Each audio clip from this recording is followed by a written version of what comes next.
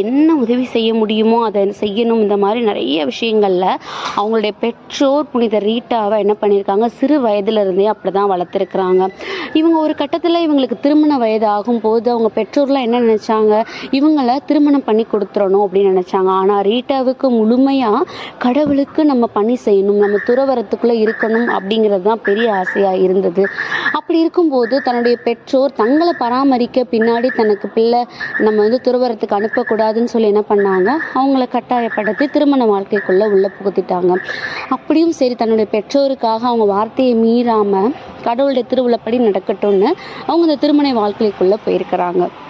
அப்படி பார்க்கும்போது ரீட்டாவுடைய கணவராக இருக்கட்டும், அவங்களுக்கு பிறந்த 2 பிள்ளைகளாக இருக்கட்டும், இவங்க எல்லாருமே பார்த்திங்கன்னா ரொம்ப கடுமையாக மூர்க்க குணம் வாய்ந்தவங்களா, ஒரு கோபமாகவே எப்பயும் ரீட்டாவை அப்ரோச் பண்ணுற ஒரு கேரக்டராக இருந்திருக்கிறாங்க.